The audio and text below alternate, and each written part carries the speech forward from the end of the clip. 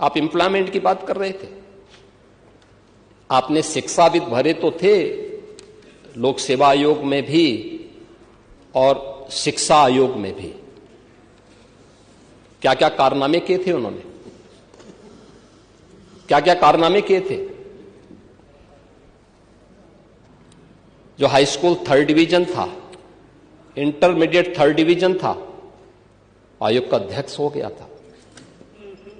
जो उसका अयोग्य, जो उसके लिए एलिजिबल नहीं था, उसको आपने आयोग का अध्यक्ष बनाया था। और क्या क्या गुल खिला रहा था।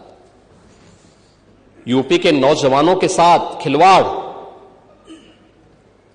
इस समाजवादी पार्टी से ज्यादा किसने किया है। आज मैं कह सकता हूं, भर्ती जितनी पारदर्शिता के साथ हुई है, 8.25 वर्ष सरकार को होने जा रहे हैं, कल 8.25 वर्ष सरकार को होंगे पांडे जी, और 8.25 वर्ष में 9 लाख सरकारी नौकरी उत्तर प्रदेश के नौजवानों को बिना किसी घूसखोरी के प्राप्त हो जाए। ये पहले कभी नहीं हुआ, कभी नहीं हुआ। अभी आपने देखा होगा, और मैं तो आपसे भी कहूंगा,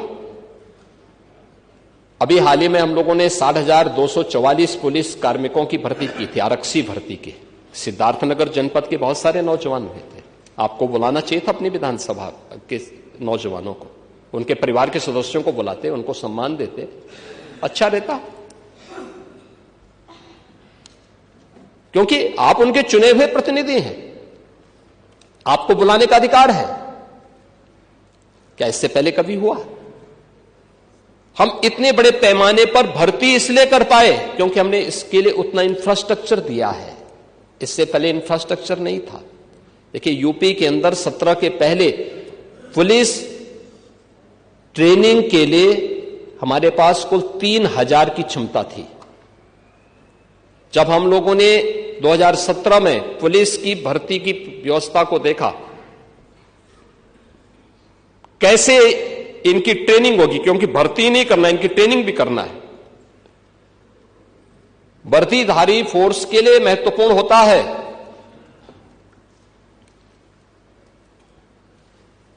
कि जितनी अच्छी ट्रेनिंग होगी, यानी ट्रेनिंग के दौरान जितना पसीना बहेगा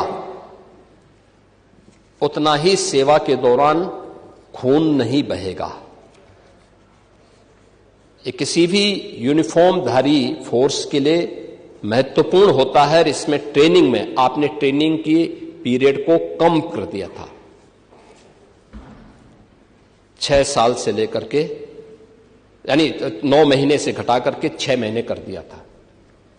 और भर्ती के लिए योग्य नौजवान को प्राथमिकता नहीं देते थे। और शिवपाल जी तो उसके मास्टर हैं, इनकी तो पीएचडी ही इसमें है।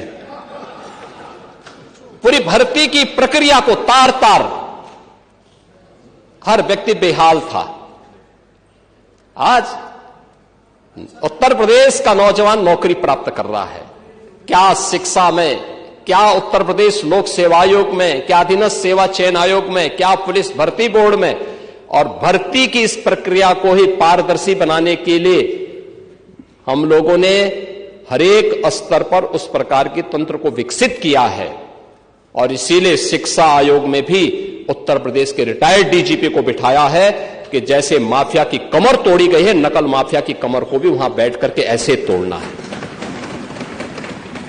क्योंकि नकल माफिया आदत तो आप लोगों ने खराब की थी, लेकिन उनकी आदत को सुधारने का काम, क्योंकि जब भी कोई हैंकड़ी दिखाता है तो उसकी हैंकड़ी को ठीक करने का काम भी सरकार का होना चाहिए। और यही हमारे पद की शपथ भी है।